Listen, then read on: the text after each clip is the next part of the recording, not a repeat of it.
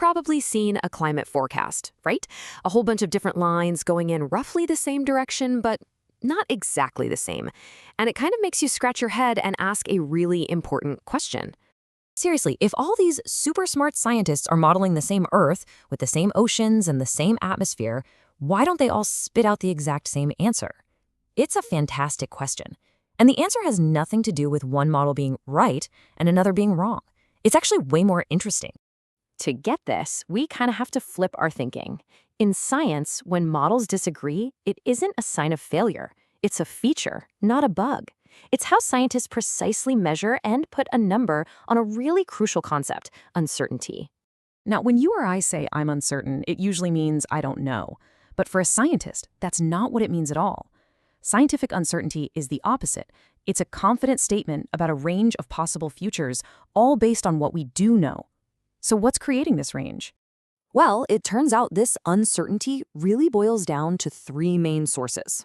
And once you understand these three, the whole puzzle starts to make a lot more sense. Okay, so first up is internal variability. Think of this as the planet's own natural rhythm. It's chaotic mood swings. Things like El Niño can pop up and change weather patterns for a year or two. Then you've got model uncertainty. This is the big one we're going to focus on. It's all about the different choices scientists make when they write the code for something super complex, like how a cloud forms. And third, there's scenario uncertainty. And well, this one's on us. It's the biggest wildcard of all. What choices are we as humans going to make about emissions in the future? And what's so fascinating is that the importance of these three things actually changes over time. Check out this chart. In the short term, say the next decade or so, that orange band, internal variability, is a pretty big deal. But look what happens as you go further into the future. That green band, scenario uncertainty, just completely takes over. It shows that in the long run, our future depends way more on the choices we make than on the planet's natural chaos. So, to really see just how much of a difference model uncertainty can make, we're going to look at this really cool experiment where scientists pointed these powerful modern climate models at the past. Specifically, they tried to simulate the last ice age. So here was the goal. Could these models, based on one key choice, their level of detail or resolution, accurately recreate the world as it was 21,000 years ago during the last glacial maximum? And this quote gets right to the heart of the constant headache for climate modelers. You're always facing a trade-off. Do you make your model incredibly detailed and precise, or do you make it fast enough to run experiments that simulate thousands of years? Because most of the time, you just can't have both. The technical term for this level of detail is grid resolution. And the best way to think about it is just like a digital photo. A high-resolution model is like a super sharp 4K image where you can see every little detail. A low-resolution model, it's like a blurry, pixelated image from an old flip phone where big chunks of the world are just lumped together into one square. And this table really shows you what that trade-off looks like in practice. You can see the different resolutions they tested, from low to high, but just look at that last column, run cost. The difference is absolutely wild. That's right. The sharpest, most detailed version of their model was 48 times more expensive to run on a supercomputer than the blurry, low-res version. 48 times. That is a massive, massive difference in computer time and money. Which, of course, brings us to the multi-million-dollar question. Was that 40x cost worth it? Did spending all that extra computing power actually give them a better, more accurate result? Well, let's take a look. Wow, I mean, the results are just night and day.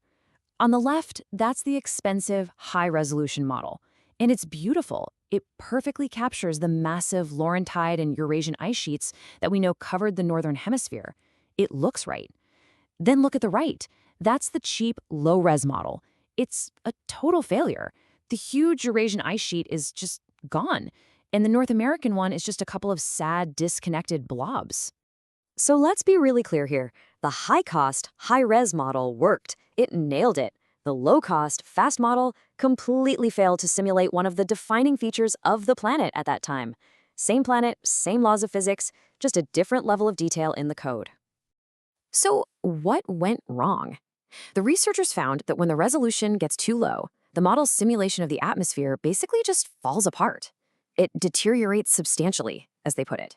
It just couldn't create the right atmospheric conditions needed for these massive ice sheets to grow and survive.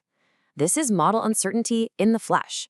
One single choice, resolution, gave us two totally different planets. Okay, so that Ice Age simulation is a powerful, kind of shocking example of just one of these types of uncertainty. But remember, scientists have to deal with all three at once. So how in the world do they take this huge spread of possible outcomes from all these different models and all those different scenarios and turn it into something reliable we can actually use? Well, they definitely don't just throw their hands up and guess. There is a very formal, very structured process for wading through all this information, a way to find the clear signal inside all that noise.